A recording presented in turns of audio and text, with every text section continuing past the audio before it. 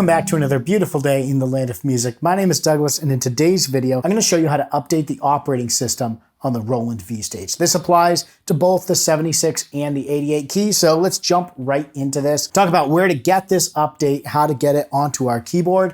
This is going to be important as this is a new keyboard for Roland.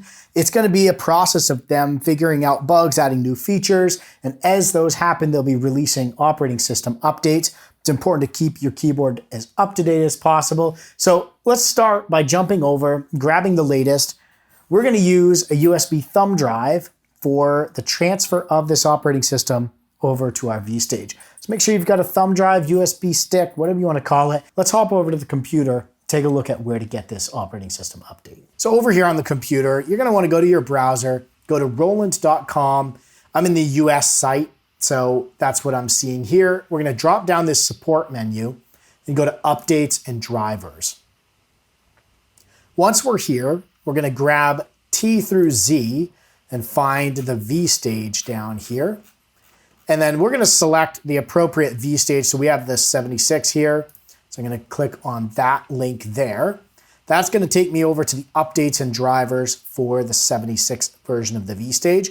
We've got version 1.02. That's the latest at the time of making this video. We're going to click on that link and it's going to bring us over to this page here that gives us not only information about the actual version, but the version history. So in 1.02, they added the support for the model expansions and some additional little things there. So they've added a panic function, which is awesome because that's one of my complaints from previous videos. And they fixed some minor bugs. So it's nice. They give you this update history here and then instructions, but we're going to go over that in this video. And then down at the bottom, check the checkbox and click this button to download that file. We're going to throw it into our directory here. It's pretty quick. So it's already done downloading about 12 megabytes. We're going to come over and we're going to right click on that zip file. And in Windows, we're going to hit extract all. On a Mac, just do whatever you need to do to extract that zip file.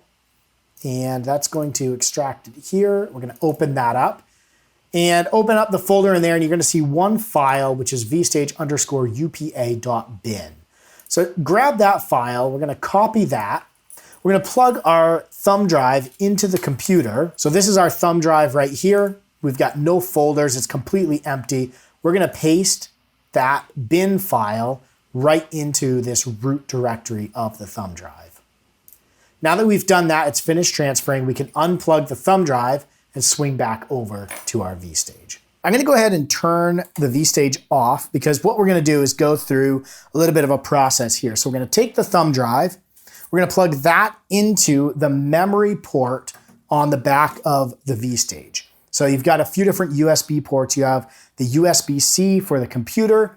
You have the memory for thumb drive, and then you have a couple of external devices so you can plug in external controllers, things like that into the V-Stage. Now what we're going to do here is hold down on Shift while we're turning the keyboard on, and we're going to keep holding Shift throughout this process. It's going to display on the screen the updater. Now we can let go of the Shift button, and you can see we have a percentage bar for the updating. We're going to wait. It could take a few minutes.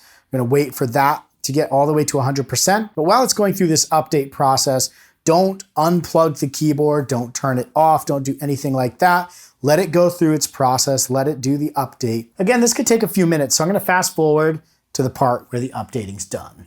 All right, so now it says update complete. At this point, we're good to turn off the V-Stage. We're going to turn off the power.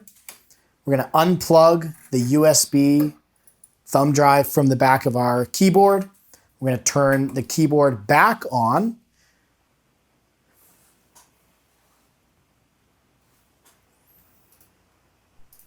And then we can confirm that it updated by going to the menu, moving over all the way to the utility, pressing down on our encoder, and then going to info, we press down again, and you can see we're on version 1.02, which is the latest as of making this video. So hopefully that was helpful in getting your V-Stage updated. It's a little bit of a cumbersome process, but hopefully this video helps you walk through getting that from Roland's website, putting it on a thumb drive, putting it in and performing the update on the keyboard. Remember, while it's doing the update, it's going to take a little while. Don't do anything. Let it do its thing. And then once you get that update complete message, or if you get a power off message, you're good to power off the keyboard, unplug the thumb drive. You should be good to go. If you have any questions with what I went over in this video, feel free to throw those down in the comments below. I'll do my best to answer them. And keep an eye out. My next video is going to be on installing the expansion packs and sound packs into the V-Stage. So be on the lookout for those. Hopefully that gets you up and running. Now that 1.02 supports those expansions, I'll show you how to get those on there. I'll see you in the next video. Stay inspired and keep making that music.